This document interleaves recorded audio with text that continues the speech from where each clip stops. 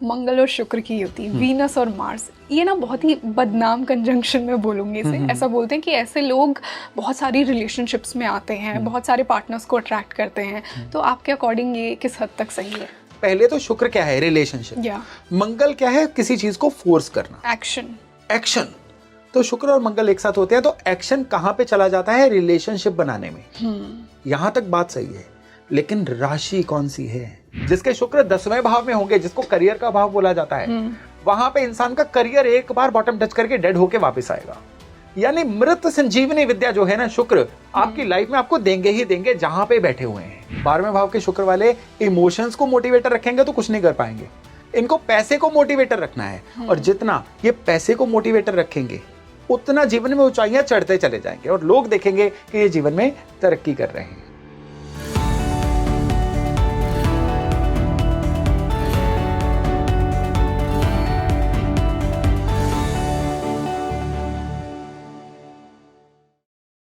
Hello and welcome to India's best podcast Speaking Tree. मैं हूं आपके साथ रंगोली शर्मा। वीनस, शुक्र, वो है जिसने शिव जी को प्रसन्न करके उनसे संजीवनी विद्या ली। वीनस गुरु है, चाहे असुरों का ही हो। वीनस कलयुग की भूख है। Venus wealth, beauty, luxury. Venus प्रेम है। I am Venus, you are Venus. और आज के इस पॉडकास्ट में हम वीनस की सिग्निफिकेंस को ही डिस्कस करने वाले हैं। हर हाउस में वीनस का क्या मतलब है, और अगर आपका वीनस वेल प्लेस नहीं है तो हम उसकी रेमेडीज़ को भी जानने वाले हैं। देखिए, यूँ तो वीनस गुरु है, उसके पास संजीवनी विद्या है, पर वीनस को लोगों ने सिर्फ wealth, beauty, luxury, materialistic comforts तक लिमिट किया हुआ है। आज हम इसी वीनस की गहराइयों को जानेंगे। तो इस पॉडकास्ट को शुरू करने से पहले आप मुझे ये बताइए कि आपका वीनस कौन से हाउस में प्लेस्ड है, और इस पॉडकास्ट के एंड तक जुड़े रहिए मेरे साथ। और इसी खास डिस्कशन के लिए आज हमारे साथ जुड़े हैं one of our most viewed and loved guest, doctor Yogesh Sharma. धन्यवाद sir, welcome to Speaking Tree. तो सर, जैसा कि मैंने शुक्र को कहा कि कलयुग की भूख है, वीनस को लोग unfortunately wealth, materialistic pleasures, beauty, romance यहीं तक लिमिट करते हैं। बट मेरा ये मानना है कि वीनस गुरु है, तो गुरु तो हमें मोक्ष की तरफ भी लेके जा सकता है, गुरु हमें अध्यात्म की तरफ लेकर जा सकता है। तो वीनस क्या हमें ये सब दे सकता है? जी बिल्कुल। देखिए, वीनस गुरु है, और गुरु आपने बोला मोक्ष की तरफ लेके जाते हैं। तो क्या शुक्र हमें मोक्ष की तरफ लेके जा सकता है? इस बात का एक लाइन में जवाब नहीं है। इसका थोड़ा सा डिटेल्ड जवाब है, लेकिन उससे पहले शुक्र को जानना जरूरी है। आपने बोला अनफॉर्चुनेटली शुक्र को मटेरियल से जोड़ा जाता है। जो इंसान धन से, मटेरियल से, जो शक्ति धन या मटेरियल से जुड़ जाए वो अनफॉर्चुनेट नहीं होती है, बड़ी फॉर्चुनेट एनर्जी होती है। 9 ग्रह हैं, बाकी 8 को मौका नहीं मिला धन के साथ जुड़ने का, केवल शुक्र को मिला। तो सबसे लकी प्लेनेट तो शुक्र हो गया। आज की डेट में अपने जीवन से लग्जरी, वेल्थ, पैसा, फाइनेंसिस को जरा खत्म कर दीजिए, क्या बचा? केवल आप एक चीज को याद रखिएगा कि दुनिया में सबसे बड़ा मोटिवेटर पैसा है। दुनिया में सबसे बड़ा मोटिवेटर क्या है? कि इंसान के जीवन में एक ऐसा मोटिवेशन हो कि उसको जीवन में ये लेवल अचीव करना है। इंसान अपने से बेहतर लोगों के लाइफस्टाइल को देख के इंप्रेस होता है, मोटिवेट होता है, मुझे उस लेवल तक पहुंचना है। ये उसके अंदर का शुक्र मोटिवेट कर रहा है उसको। तो शुक्र को समझना है ना आपने। तो शुक्र को समझने के लिए आपको क्या समझना है कि शुक्र के पास संजीवनी विद्या है। तो संजीवनी विद्या के मायने क्या हैं? कि संजीवनी विद्या होती है जो मृत को जीवित कर देती है। तो जन्म कुंडली में जहां पे शुक्र होंगे, वहां पे लाइफ में एक बार बॉटम टच करके इंसान वापस आएगा। इसको लिख के रख लीजिए।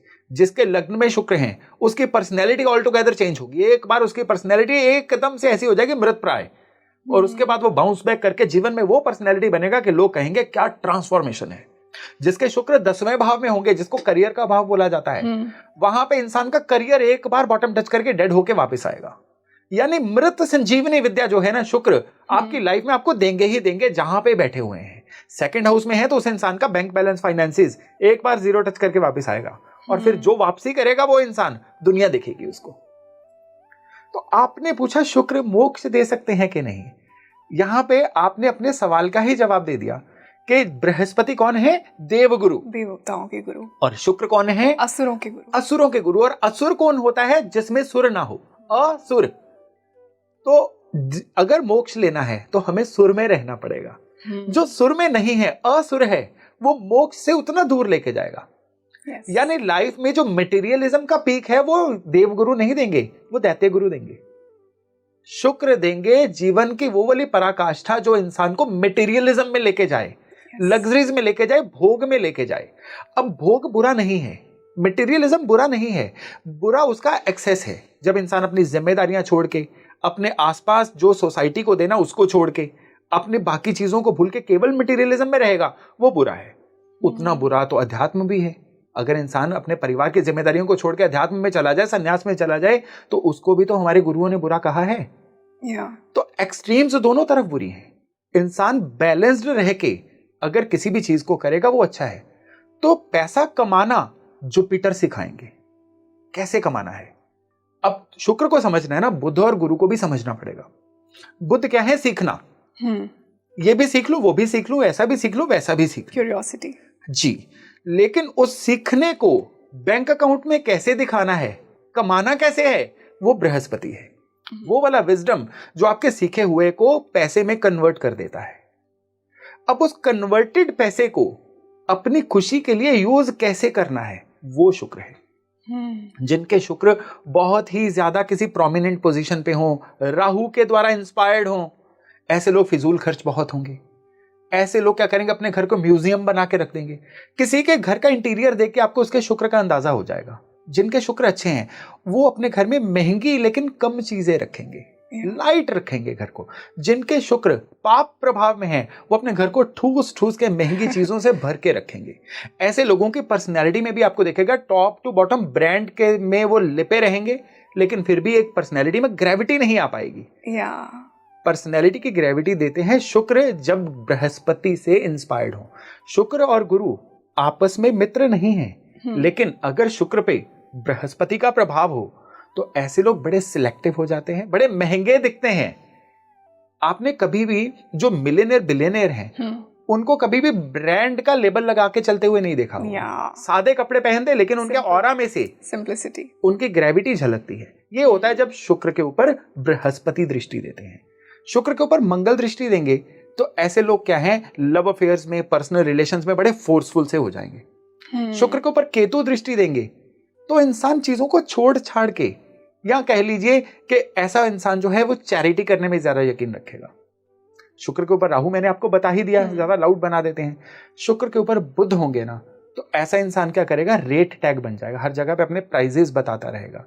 अगर आपको 3 इडियट्स मूवी का एक कैरेक्टर याद हो जो हर चीज का प्राइस बताता था, ये होता है जब शुक्र बुध का कॉम्बो बन जाता हो। ऐसे लोग अपने खर्चों की प्राइस लिस्ट जरूर बताएंगे। तो इस तरह से शुक्र जो है ना, शुक्र अब शनि के साथ हो, शनि दरिद्रता का कारक, शुक्र खर्चे करने का कारक। अब यहाँ पे शनि स्ट्रांग होगा, ये खर्चे करने से रोक देगा इंसान को। कोई फायदा नहीं, क्या पैसे खर्च करके करना है। आपको बाय एयर क्यों जाना है, ट्रेन से भी तो पैसे बच जाएंगे, पैसे टाइम तो उतना ही लगना है। कई लोग ऐसा कहते पाए जाते हैं।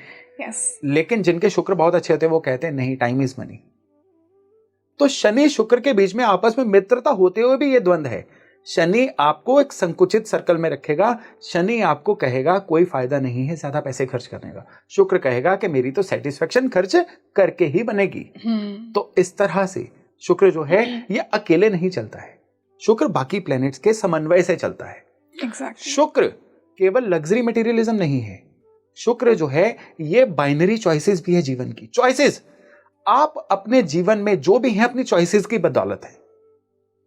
आपने आज, अगर रंगोली में आपकी बात करूं, आप एक बहुत बड़े प्लेटफॉर्म से जुड़ी हुई हैं। आपने जीवन में एक डिसीजन लिया था कि मुझे इस लाइन में जाना है, मुझे ये वाला काम करना है, और आज कुदरत ने वो सपना आपका साकार किया। आने वाले टाइम के बारे में भी आपकी कई चॉइसेस होंगी जो आने वाले समय में पूरी होंगी। ये सारी चॉइसेस जो हैं ये शुक्र है। कहते हैं कि आप मुझे अपनी चॉइसेस बता दो, मैं आपको आपका फ्यूचर बता दूंगा। किसी इंसान की चॉइसेस होती हैं बस आज खा पी लें, मौज करें, शुक्र कमजोर है उनका। आप जीवन में जो जो चॉइस करेंगे, बाइनरी चॉइसेस का मतलब क्या है, हाँ या ना में जवाब देना, जीवन को ब्लैक या व्हाइट में देखना, ये करना है ये नहीं करना है। जो लोग एक डायलेमा में फंसे रहते हैं ना, करें ना करें, करें ना करें, वो कमजोर शुक्र वाले लोग हैं। और जो लोग एकदम से फैसला लेते हैं ये करना है ये नहीं करना है, नहीं करना है मेरे पास लॉजिक है ना करने का, करना है तो मेरे पास रीजन है करने के, उनके शुक्र स्ट्रांग होते हैं। जितना आपका शुक्र स्ट्रांग होता चला जाता है उतनी आपकी चॉइसेस क्लियर होती हैं, और जब चॉइसेस में क्लैरिटी आती है ना तो जीवन में उसके प्रभाव दिखते हैं, सफलता के रूप में दिखते हैं, आपके नेम एंड फेम के रूप में दिखते हैं, और उसके प्रभाव अंत में आपके बैंक बैलेंस में दिखते हैं। तो सर ने शुक्र को एक प्रोटैगनिस्ट की तरह हमें समझाया, मेन कैरेक्टर, वही हमारा गोल था। तो अब मैं हर हाउस में शुक्र को सर डिटेल में समझना चाहूंगी, और अगर अच्छा प्लेस्ड है तो कैसा होगा, और अगर वीक है तो क्या रेमेडीज आप सजेस्ट करेंगे। तो हम फर्स्ट हाउस से स्टार्ट करते हैं। अब किसी के लग्न में यानी फर्स्ट हाउस में शुक्र होगा। लग्न क्या है? इंसान की पर्सनैलिटी, इंसान का बिहेवियर। अब उस इंसान का जो बिहेवियर है ना, वो सबसे पहले तो इंसान चॉइसेस करने में बड़ा माहिर होगा। अब यहाँ पे एक चीज को लेके चलिएगा, हम कुंडली में सिर्फ शुक्र की बात कर रहे हैं, किसकी दृष्टि है, किसके साथ है, उस चीज को अभी के लिए इग्नोर करते हैं ताकि हमारा जो वार्तालाप है ये सिंपल रहे। लग्न में शुक्र होगा तो इंसान जो है ये डिसीजन करने में बड़ा प्योर होगा। ऐसे इंसान को खुद को अच्छा दिखाना, जीवन को लग्जरी में दिखना, मैं अच्छा दिखूं, मेरे बारे में लोग अच्छा देखें, ये चीज बहुत ज्यादा मायने रखेगी। और इनका ज्यादातर समय जो है ना, ये इस इल्यूजन में भी निकलेगा कि लोग मेरे बारे में कहीं गलत ना सोच लें। इनकी बहुत सारी ऊर्जा खुद को बैलेंस्ड दिखाने में निकल जाती है कि लोग मेरे बारे में क्या कहते हैं, लोग मेरे बारे में क्या कहते हैं। जिस दिन ये लोग ये वाला विचार छोड़ देंगे कि मैं जैसा हूं, मुझे अपनी ग्रेविटी से अच्छा बनना है, लोग तो सोचेंगे, लोगों का काम सोचना है, कहना है, तो ये शुक्र इनको बहुत तेज ग्रोथ देनी शुरू कर देता है। नहीं तो लग्न के शुक्र वाले लोग रिलेशनशिप के इश्यूज में फंस जाते हैं। लग्न के शुक्र वाले लोग जो हैं ये केवल दिखावे में उलझ के रह जाते हैं, और उससे क्या होता है, इनकी पर्सनैलिटी की ग्रेविटी कहीं ना कहीं सफर करती है। अपार संभावनाएं लेके ये लोग आए होते हैं, लेकिन ये जो चीज है ना कि सबसे बड़ा रोग क्या कहेंगे लोग, ये इनको रोक के रख देती, सीलिंग लगा देती है। तो इनको इस सीलिंग को तोड़ना है, यही उपाय है। ये इनकी लाइफ की टैगलाइन है, ये टैगलाइन है।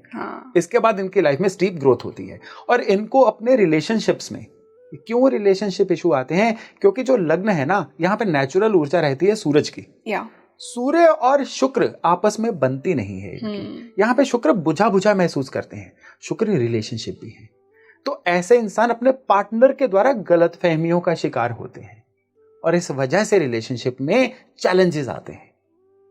तो इनको हमेशा कोई भी गलत फहमी हो, उसने मेरे बारे में ऐसा क्यों सोचा, मैं क्यों सफाई दूं, मैं गलत थोड़ी हूं, ऐसा नहीं करना है। इनको चीजों को सॉर्ट करना है, फिर इनका रिलेशनशिप इशू बहुत अच्छा रहेगा। शुक्र सेकंड हाउस में हो बर्थ चार्ट के। अब सेकंड हाउस परिवार का है, सेकंड हाउस इंसान की ईटिंग हैबिट्स का है।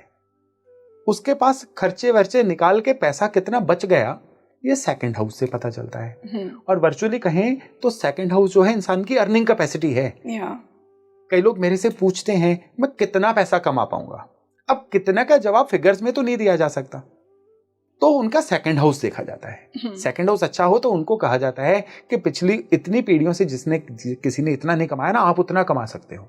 तो सेकंड हाउस में जब शुक्र आते हैं ना, ये सबसे पहले तो ऐसा इंसान जो है ना, खाने पीने की आदतों में कहीं ना कहीं शुक्र इन्वॉल्व होता है। यानी ये भोजन को काफी ज्यादा गार्निश्ड भोजन खाना पसंद करेंगे। इनको ऐसे ही कुछ भी थाली में डाल के नहीं दिया जा सकता, रिफाइंड वे में। इनके बोलचाल में, क्योंकि सेकंड हाउस बोलचाल का है, यहाँ पे भी शुक्र दिखेंगे। यानी सामने वाला नाराज ना हो जाए, मुझे शब्दों का चुनाव वैसा करना है। आपने माइंड तो नहीं किया मेरी बात को, कई लोग ऐसा बोलते हैं ना। अंदाजा लगा लीजिए शुक्र इनके सेकंड हाउस में है। और इनके सबसे बढ़िया बात क्या है कि इनका जो पैसा है ना, वो भी शुक्र की तरह ही बिहेव करेगा। यानी या तो इनकी इन्वेस्टमेंट कैसी होंगी, इनकी इन्वेस्टमेंट्स होंगी किसी ऐसी जगह पे जहां पे शुक्र का ज्यादा लेना देना हो। यानी अगर ये स्टॉक्स में भी इन्वेस्ट करेंगे ना, तो ब्यूटी सेगमेंट में करेंगे। यानी ये बिल्कुल ही ये स्कैटर्ड वे से नहीं चलेंगे। शुक्र ऑर्गेनाइज्ड होना होता है। ये अपनी इन्वेस्टमेंट्स में भी ऑर्गेनाइज्ड वे से चलेंगे। और शुक्र अगर खराब हो, शुक्र खराब कैसे होता है? अस्त व्यस्त होने से। आपके शुक्र का पता चलेगा आपका वर्क प्लेस देख के, आपके शुक्र का पता चलेगा आपके बेडरूम का स्टेटस देख के, क्लेanलीनेस देख के। क्योंकि बेडरूम ऐसी जगह है जहां पे ज्यादा लोग अलाउड नहीं होते। शुक्र अच्छा उनका होता है जहां पे कोई भी ना देख रहा हो, वहां पे भी वो ऑर्गेनाइज्ड हो। क्लीनलेस, ऑर्गेनाइज्ड, सरल रखना चीजों को, ये अच्छा शुक्र होता है। तो जिनका शुक्र अच्छा होगा ना, उनका अगर सेकंड हाउस में शुक्र हो तो धन बहुत बढ़ेगा, और अगर वो अनऑर्गेनाइज्ड रहेंगे तो धन घटेगा। ये इनके उपाय या टाइमलाइन है। यही शुक्र थर्ड हाउस में हो। अब शुक्र रिलेशनशिप भी है, शुक्र अफेयर भी है। थर्ड हाउस अड़ोस पड़ोस का है, कुलीग्स का है, करेज। ऐसे लोगों का बहुत बार देखा गया है कि अपने अड़ोस पड़ोस में कोई लव अफेयर हो जाता है, या अपने वर्क प्लेस पे कोई ना कोई अफेयर हो जाता है। कई बार शुक्र थर्ड हाउस में हो तो थर्ड हाउस स्किल्स का है। ऐसे लोगों के जो स्किल सेट है ना, वो ज्यादातर शुक्र के मामलों में, यानी ये अपना स्किल्स रखेंगे ब्यूटी बिजनेस में, वेडिंग इंडस्ट्री में, जहां जहां शुक्र का दखल है। तो या फिर थर्ड हाउस होता है इंसान के कॉन्टेक्ट्स का। यहां पे शुक्र बोलेगा। कैसे शुक्र बोलेगा? इनके ऑपोजिट जेंडर जो है इनके सर्कल में ज्यादा होगा। अच्छा, लड़की है तो उनकी फ्रेंडशिप या उनके जो कॉन्टेक्ट्स है वो लड़कों से ज्यादा होंगे, लड़के हैं तो उनके ज्यादातर जो कॉन्टेक्ट लिस्ट में फीमेल्स होंगी। इंटरेस्टिंग जी। शुक्र फोर्थ हाउस में होगा।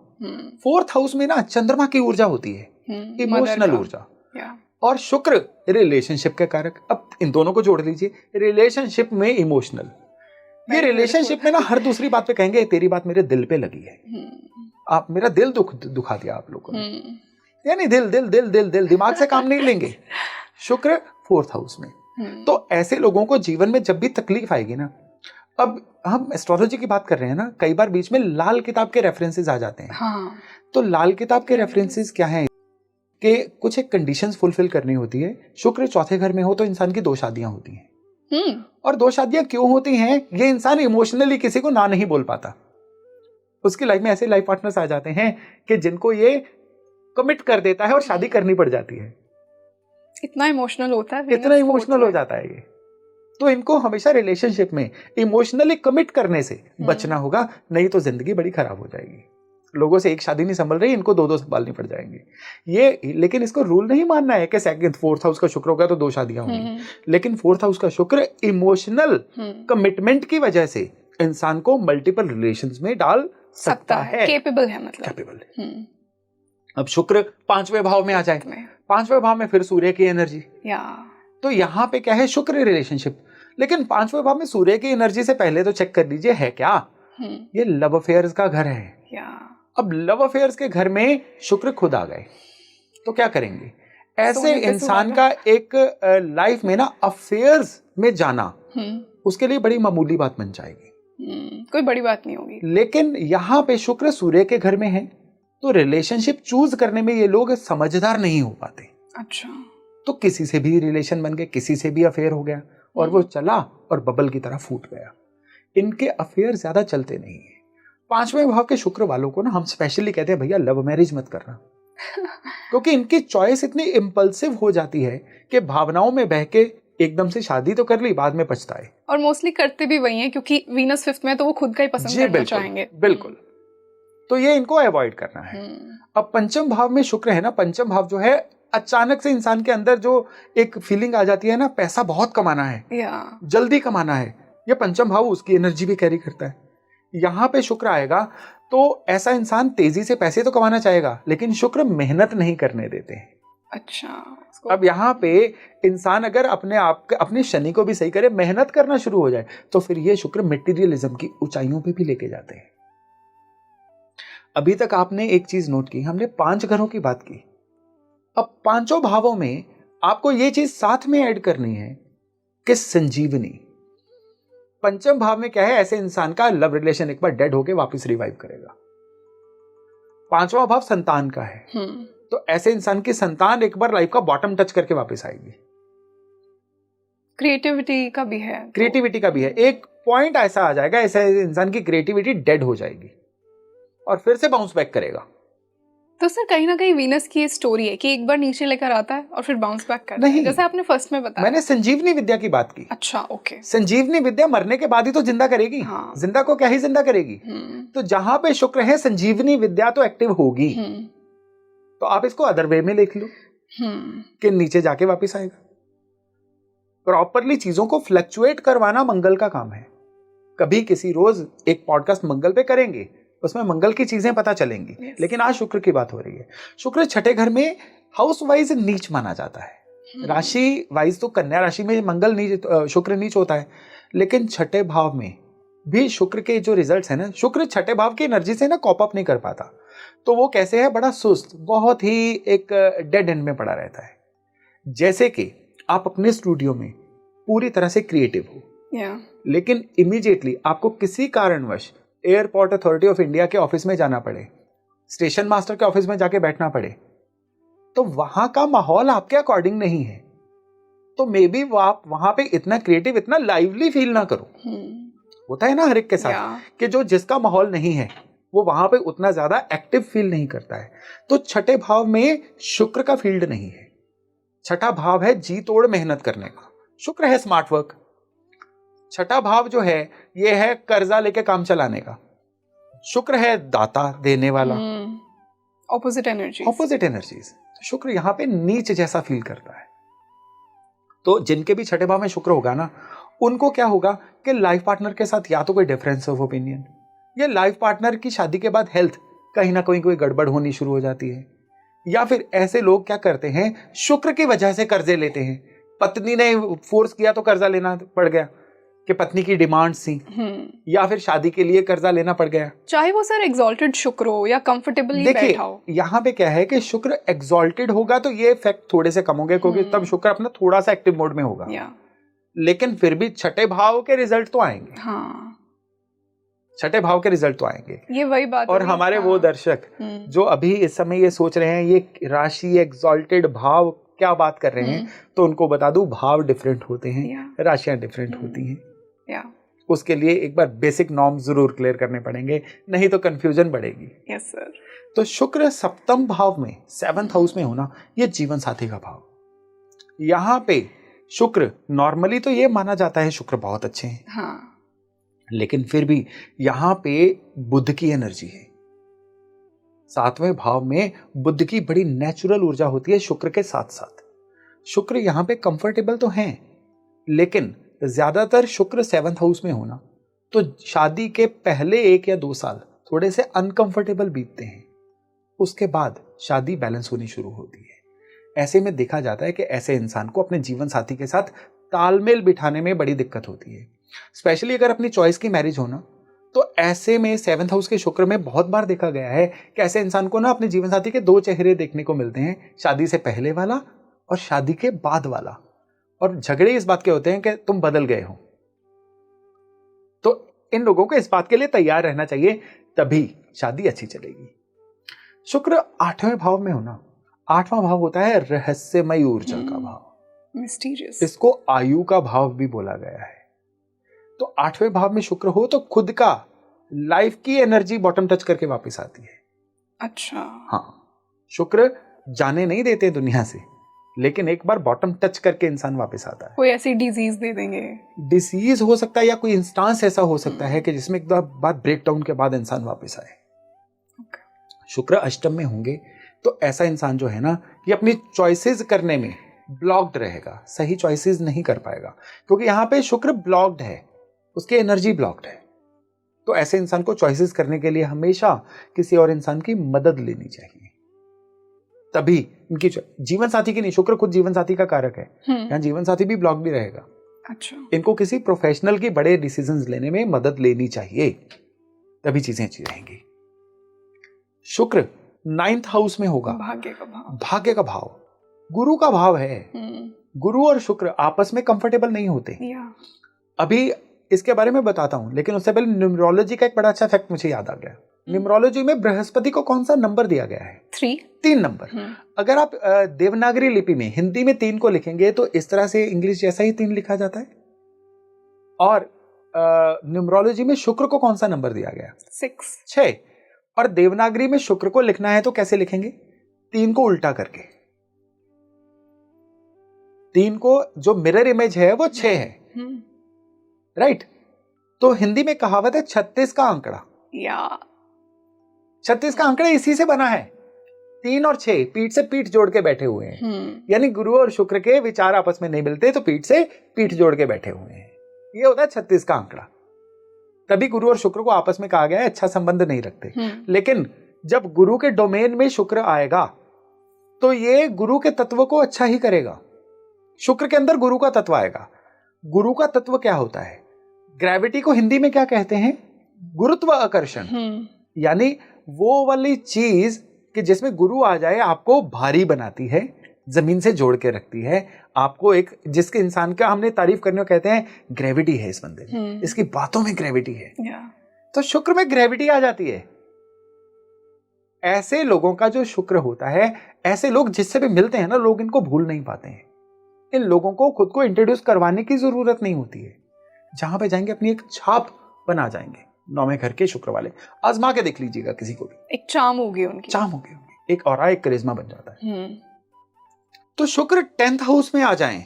इसी एपिसोड के शुरू में मैंने बोला था कि ये करियर में एक बार डिप लगवा के वापस लेके आएंगे। तो जिनके भी 10वें भाव में शुक्र हैं, उनको सबसे पहले तो एक चीज का ध्यान रखना है कि करियर में जब भी कभी बड़ा लो फीलिंग हो ना, तो शुक्र की संजीवनी विद्या काम आएगी, इनको वापस लेके आएगी। लेकिन 10th हाउस में नेचुरल एनर्जी शनि की है। तो शनि की एनर्जी है दरिद्रता वाली एनर्जी, चीजों को संकुचित, कॉन्टेक्ट कर। तभी तो फ्रोजन फूड जो है वो शनि के अंडर आता है। फ्रिज घर के अंदर जो है वो शनि के अंडर आते हैं। किसी भी कोल्ड हाउस जो होते हैं वो शनि के अंडर आते हैं। यानी चीजों को सहेज के रखना, ठंडा रखना, कोल्ड प्लांट, वो शनि होता है। शुक्र ऐसा है नहीं। शुक्र जो है ये हमारे सौर मंडल का सबसे गर्म सितारा है। हालांकि सूरज के सबसे नजदीक मरकरी है, लेकिन शुक्र सबसे हॉट सितारा माना गया, जिसका सरफेस टेम्परेचर सबसे ज्यादा होता है। तो यहां पे ये वाला डिफरेंस आ जाता है। शनि बहुत ठंडा, शुक्र बहुत गर्म। तो यहां पे क्या होता है कि जिसके शुक्र 10वें भाव में होता है ना, ये इंसान जीवन में ग्रो तो करना चाहेगा, अंदर अजीब सी एक स्लम्बरनेस आ जाएगी, सुस्ती आ जाएगी, कर लेंगे, जल्दी किस बात की है। तो जितना जल्दी शुक्र 10 वाले शनि के नेगेटिव एट्रीब्यूट को काबू करेंगे, 10वें भाव में शुक्र होगा ना, इंसान करियर के प्रति पेसिमिस्टिक हो जाएगा, अपनी किस्मत ही खराब है, अपना कुछ नहीं बन सकता, फलाने का देखो उसके तो बाप, बड़े बाप के घर पैदा हुआ है, हमारा क्या है। जब ये चीजें छोड़ देगा ना, ये शुक्र उसको ग्रोथ दे देंगे। इंसान को तब न्यूट्रल होके बड़ा सोचना है, तब 10वें भाव के शुक्र जो है इंसान को अपलिफ्ट करेंगे। 11वें भाव में शुक्र आएंगे। अब यहां पे भी एनर्जी शनि की है, लेकिन ये शनि की बेटर एनर्जी का भाव है। 11वें भाव में शनि के साथ साथ राहु की भी एनर्जी है। राहु है हसलर, जुगाड़ के कारक। अब शुक्र से राहु की एनर्जी जुड़ जाती है। ऐसे इंसान सुपर एम्बिशियस बन जाते हैं कि कुछ बड़ा करना है। लेकिन शुक्र क्या है? जीवन साथी या स्पाउस का भी एक कह लीजिए कारक है। तो अगर इन लोगों के जीवन साथी इनकी डिजायर्स या इनके इनकम को नापना शुरू कर दें, तो फिर जो है शुक्र खराब हो जाते हैं। इनको अपनी भावनाएं, अपनी इनकम जीवन साथी से कभी पूरी शेयर नहीं करनी चाहिए, नहीं तो 11वें भाव के शुक्र इनकी अभिलाषाओं को पूरा नहीं होने देंगे। तो यहां पे इनकी टैगलाइन क्या है कि सोचो, जो मर्जी करो, अपनी इनकम का एक पार्ट जीवन साथी से छिपा के रखो, और अपनी भावनाएं, अपनी डिजायर्स जो हैं वो कम से कम 50% जीवन साथी से छिपा के रखो, तभी कुछ कर पाओगे। सर, पर कुछ लोग तो अपने जीवन साथी से बहुत कनेक्टेड होते हैं, वो नहीं छुपाना चाहेंगे। तो ठीक है ना, जिनके शुक्र 11 है उनको ये समझ लेना चाहिए ना। अब ये कुदरत का मैसेज है, हम तो डाकिया है, जो मैसेज है हम तो पढ़ के बता रहे हैं। अब शुक्र 12वें भाव में, मोक्ष का भाव। मोक्ष का भाव भी है, लेकिन मोक्ष के साथ साथ ये शुक्र का भाव भी है। यहाँ पे शुक्र उच्च फील क्यों करते हैं? क्योंकि फिजिकल रिलेशंस, बेड प्लेजर्स, 12वां भाव, 12वां भाव आइसोलेशन में जाना। 12वां भाव जो है ये एकदम से किसी भी आइसोलेशन में जाके खुद को रिन्यू करने वाला भाव है। तभी 12वें भाव को बेडरूम से जोड़ा गया है कि 8 घंटे के लिए इंसान जो है दुनिया से कट जाता है। यहां पे शुक्र आएगा तो ये खास करके लेडीज के 12वें भाव में शुक्र हो तो उनको महालक्ष्मी बोला गया है। इनकी जितनी भी जीवन की इच्छाएं होती हैं, कुदरत रास्ते बनाती है इनके जीवन की इच्छाओं को पूरा करने के। और किसी मेल के भी शुक्र 12वें भाव में हो तो इनको जीवन में मनी ही एक मोटिवेटिंग फोर्स रखनी चाहिए। इनको recognition as a motivating force नहीं रखना चाहिए। हर इंसान को मोटिवेट कुछ ना कुछ करता है ना। अगर 12वें भाव के शुक्र वाले रिकॉग्निशन से मोटिवेट होंगे तो पैसा नहीं कमा पाएंगे। 12वें भाव के शुक्र वाले इमोशंस को मोटिवेटर रखेंगे तो कुछ नहीं कर पाएंगे। इनको पैसे को मोटिवेटर रखना है, और जितना ये पैसे को मोटिवेटर रखेंगे उतना जीवन में ऊंचाइयां चढ़ते चले जाएंगे और लोग देखेंगे कि ये जीवन में तरक्की कर रहे हैं। लेकिन जितना ये आइसोलेशन, मेडिटेशन, क्योंकि वो केतु के एट्रीब्यूट्स हैं, वो कहीं ना कहीं जुपिटर के एट्रीब्यूट्स हैं, छोड़ दो उनको। शुक्र गुरु की राशि में उच्च के माने गए हैं, मीन राशि में। क्यों? क्योंकि गुरु की वो वाली एनर्जी जो इंसान को पैसे से मोटिवेट करवाए, वो यहाँ पे शुक्र की एनर्जी बनती है।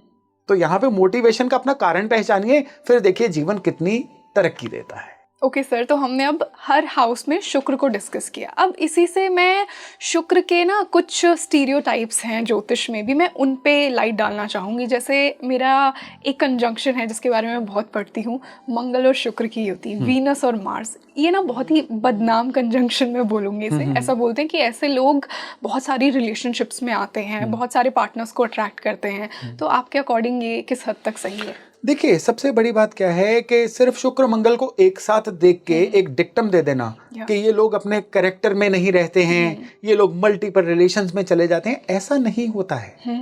यहाँ पे डिपेंड करेगा कि शुक्र और मंगल, पहले तो शुक्र क्या है? रिलेशनशिप। मंगल क्या है? किसी चीज को फोर्स करना, एक्शन। तो शुक्र और मंगल एक साथ होते हैं तो एक्शन कहाँ पे चला जाता है? रिलेशनशिप बनाने में। यहां तक बात सही है, लेकिन राशि कौन सी है?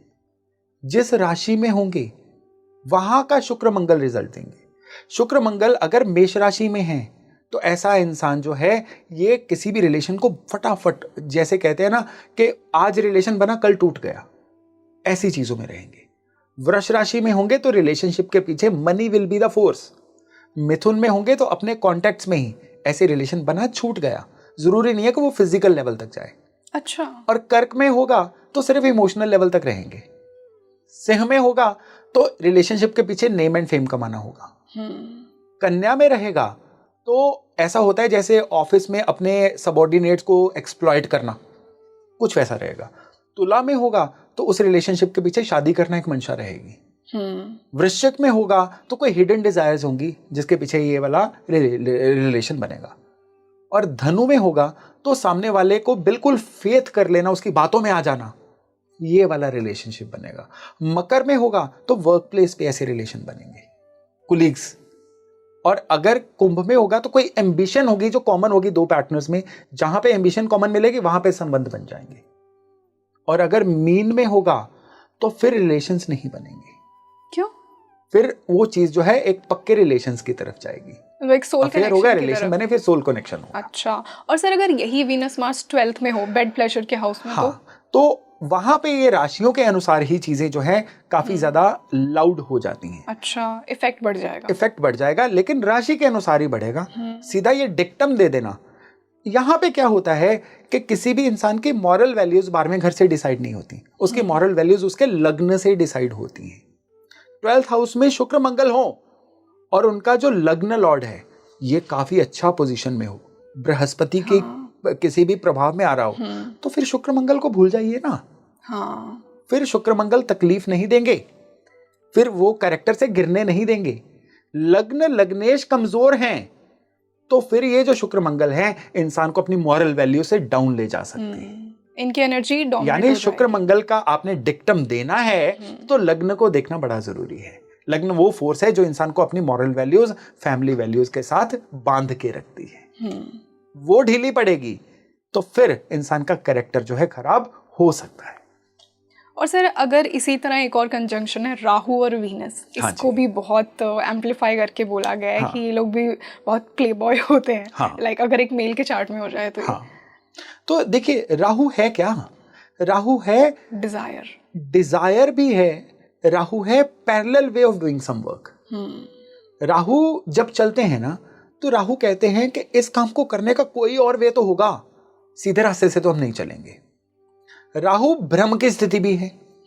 राहु जब भी एक्टिवेट होंगे इंसान को किसी भ्रम में डाल देंगे, कि जैसे कई लोग ऑफिस में होते हैं कि किसी मैं मेल की बात करता हूं कि फीमेल के साथ 2 दिन अच्छी बात कर ली तो ऐसा लगेगा कि वो एक दूसरे के प्रति अट्रैक्टेड हैं। भ्रम, ये भ्रम राहु देते हैं। शुक्र राहु एक साथ होंगे तो भी लग्न को चेक करिएगा, लग्न भ्रम में जाने से रोकता है। तो शुक्र राहु एक साथ होंगे, लग्न भी कमजोर होगा तो ऐसा इंसान जो है ये हर दूसरे पर्सन के साथ अफेयर बनाने की सोचेगा। अफेयर वो बनता है कि नहीं बनता वो बाद की स्थिति है। शुक्र राहु एक साथ होंगे, ऐसा इंसान चॉइसेस करने में बड़ा गलत होगा। शुक्र राहु एक साथ होंगे तो सबसे बड़ी बात उनके जीवन में क्या होगी कि लाइफ पार्टनर के साथ कोई ना कोई चैलेंज, कोई ना कोई समस्या शादी के बाद भी आती ही रहेगी। लेकिन वहां पे लग्न का, बार बार कह रहा हूं, कमजोर होना बड़ा जरूरी है। खाली अगर एक प्लेनेट को किसी और प्लेनेट के साथ बैठा देख के डिक्टम दे देंगे, फिर एस्ट्रोलॉजी तो बंद कर दो ना। फिर तो ये टोटके बन गए। एस्ट्रोलॉजी एक पूरी तरह से चीजों को एनालाइज करने का नाम है। ऐसे किसी एक चीज को देख के डिक्टम नहीं दिया जा सकता है। इस तरह से बड़े डिक्टम है, राहु 3rd हाउस में है तो एक डिक्टम है, राहु 9th हाउस में है तो बिल्कुल उसका उल्टा डिक्टम है। तो वो चीजें जो है, जब तक पूरी तरह से प्लेनेटरी पोजीशन को नहीं देख लिया जाता कि शुक्र राहु एक साथ हैं, कौन सी राशि में है भाई, वो उसका राशि लॉर्ड कहाँ पे है, ये सारी चीजें मिला के रिजल्ट देती हैं। लेकिन शुक्र राहु आपस में कॉम्बिनेशन अच्छा नहीं है। यहाँ पे शुक्र के ऊपर ही प्रहार होता है और वो जो प्रहार होता है शुक्र के अपने एट्रीब्यूट्स को लो लेके जाता है। सर, अब हमने प्लैनेट की, शुक्र की तो इतनी बात कर ली, बट एक होता है ना दशा। दशा क्या होती है? वो प्रॉमिस, वो टाइम जब वो प्लैनेट अपने इफेक्ट्स आपको बहुत ही प्रोमिनेंट तरीके से देकर जाएगा। तो हम ऐसे कैसे इस डिस्कशन को एंड कर सकते हैं बिना उसकी दशा और अंतरदशा की बात किए? तो मैं शुक्र की महादशा और अंतरदशा के बारे में पूछना चाहूंगी, और जिन लोगों की शुक्र की कोई भी दशा चल रही हो, महादशा, अंतरदशा या प्रत्यंतर दशा, तो ध्यान से सुनिए इसे। देखिए, शुक्र की दशा पूरे विंशोत्तरी दशा सिस्टम में सारे प्लैनेट्स में सबसे बड़ी दशा मानी गई है। 20 साल की दशा, 20 साल, एक जिंदगी, एक जनरेशन चेंज हो जाती है 20 साल में। और शुक्र की जो दशा है, शुक्र की अंतरदशा भी सबसे लंबी अंतरदशा होती है किसी भी प्लैनेट के अंदर। तो जिसके तो शुक्र अच्छे बैठे हुए हैं उसकी तो जिंदगी आबाद समझो, क्योंकि जब शुक्र आएंगे 20 साल के लिए देते चले जाएंगे। लेकिन ये भी किताबी सच है, शुक्र पहले 10 साल इंसान के जीवन में चेंजेस लाते हैं, फिर अगले 10 साल देते हैं। शुक्र से पहले कौन से ग्रह की दशा आती है? केतु की दशा। यस। केतु क्या होते हैं? डिटैचमेंट के कारक। केतु क्या होते हैं? हेडलेस प्लेनेट, बिना सोचे समझे काम करने वाले प्लेनेट। तो केतु की दशा में नॉर्मली क्या होता है कि इंसान बस काम करता रहता है। केतु की दशा में उसको कई चीजें होती हैं जो इग्नोर कर जाता है। और वो कहते हैं ना, ब्लेस इन डिस्गाइज, कि केतु की दशा में उस इंसान के कई ऐसे लोगों से नाता टूट जाता है जो रेलेवेंट नहीं थे। केतु की दशा में उसको अपने जीवन की कई बिटर रियलिटीज पता लगती हैं। अब यही सारी चीजें शुक्र में काम आने वाली हैं। तो फिर क्या होता है, जब शुक्र की दशा आती है वो इंसान को बदलने के लिए फोर्स करती है। जो तो उस भाव में अपने आप को बदल देते हैं, पहले 10 साल बदलाव के चलेंगे, लेकिन शुक्र आते ही रिलीफ दे देते हैं केतु की पीड़ा से। हाँ, जो कंफ्यूजन, डिटैचमेंट, वो एकदम से रिलीफ दे देते हैं। अब उस इंसान के अंदर एम्बिशन जगनी शुरू हो जाएगी, वो इंसान ऑर्गेनाइज होना शुरू हो जाएगा। केतु के समय पे बिल्कुल ही जो बिल्कुल कटी पतंग जिंदगी बन रखी थी ना, अब उससे कोई डोर जुड़ जाएगी। लेकिन फिर 10 साल बाद चमत्कार घटित होने शुरू होंगे। फिर क्या होगा, 11वें से लेके 20वें साल तक कैपिटल बनाएगा लाइफ में, प्रॉपर्टीज बनाएगा, वेल्थ क्रिएशन करेगा और अपने आसपास वालों का भी भला करेगा। फिर वो पारस पत्थर बन जाएगा, जहां पे लगेगा वो चीज सोना बननी शुरू हो जाएगी। ये है। और शुक्र की अंतरदशा में भी अब लगा के चलो ना, जितनी शुक्र की अंतरदशा है, अगर 3 साल की अंतरदशा है तो 1.5 साल चेंजेस आएंगे, 1.5 साल रिजल्ट देंगे। शुक्र का सीधा सीधा गणित लेके चलो। कई लोग कहते हैं मेरी तो अब केतु खत्म हो गया, शुक्र शुरू हो गया, 6 महीने हो गए शुरू हुए, कुछ भला तो हुआ नहीं। और भाई 10 साल भला नहीं होगा, पेशेंस है तो रुको, नहीं है तो एस्ट्रोलॉजी को तो भूल जाओ। भला तो शुक्र ने करना है, लेकिन अपने तरीके से करना है। लोगों को लगता है आते ही वो ऑन ऑफ का स्विच है। हाँ। ये ऑन ऑफ का स्विच नहीं होता है, भला होगा शुक्र की दशा में। और ठीक यही एक शुक्र के ऊपर चीज है कि शुक्र खुद तो 27-28 दिन में राशि चेंज कर लेता है। हाँ। सूरज के साथ साथ ही चलता है। जन्म कुंडली में जहां पे भी शुक्र होगा, उसके ऊपर से स्लो चलने वाला कोई भी प्लेनेट निकलेगा, वो उस समय में उस इंसान के जीवन को बदल के रख देगा। शुक्र के ऊपर से शनि निकलेगा, 2.5 साल के लिए निकलेगा। वो 2.5 साल ऐसे रहेंगे उस इंसान के कि जिसमें शनि शुक्र को ओवर पावर करेगा। अब इंसान लग्जरी को छोड़ के हार्ड मेहनत करने की तरफ यकीन करेगा। अब उसका सारे का सारा एक ही टारगेट रहेगा, रिसोर्सेज को बचाना किस तरह से। शुक्र के ऊपर से गुरु निकलेगा, कमाल हो जाएगा। उसके घर के इंटीरियर से लेके उसके कपड़ों तक शुक्र ही शुक्र दिखेंगे। शुक्र के ऊपर से राहु निकलेगा तो ऐसा इंसान जो है साम दाम दंड भेद किसी भी तरह से अपना टारगेट अचीव करने की तरफ सोचेगा। शुक्र के ऊपर से केतु निकलेगा तो सैड सॉन्ग सुनता हुआ मिलेगा, ये दुनिया ये महफिल मेरे काम की नहीं। इस तरह से 4 स्लो प्लैनेट हैं, हाँ। चारों अपनी अपनी तरह के रिजल्ट देंगे, शुक्र से निकलेंगे। एस्ट्रोलॉजी बड़ी रोचक साइंस है, इसको ये साइंस ऑफ ऑब्जर्वेशन है, ये पढ़ने से नहीं आती है, ये ऑब्जर्व करने से आती है। जितना ऑब्जर्व करेंगे उतना इसकी परतें हमारे लिए खुलती चली जाएंगी। और सर खुद का इंट्यूशन भी बहुत बड़ा रोल प्ले करता है, चाहे हम कितनी ही बुक्स पढ़ लें, चाहे हम किसी गुरु के अंडर सीख लें, इसलिए एक अंदर से एक पाक इंसान होना बहुत जरूरी है ज्योतिष के लिए, मुझे ऐसा फील होता है। बिल्कुल बिल्कुल। So thank you so much sir, इतने ऑलवेज वेलकम, धन्यवाद। इतने हमने डिटेल तरीके से शुक्र को जाना, एंड आई एम श्योर सिर्फ मुझे ही नहीं हमारे दर्शकों को भी उतना ही इंसाइटफुल लगा होगा आज का ये पॉडकास्ट। तो मुझे बताइए आप कितना रिलेट कर पाए इससे, आपका शुक्र कौन सी राशि में है, कौन से भाव में है, और ज़्यादा से ज़्यादा इस पॉडकास्ट को शेयर कीजिए अपने दोस्तों के साथ। और मिलते हैं जल्दी एक और बेहतरीन पॉडकास्ट के साथ स्पीकिंग ट्री पर। मैं हूँ आपके साथ रंगोली शर्मा, नमस्ते।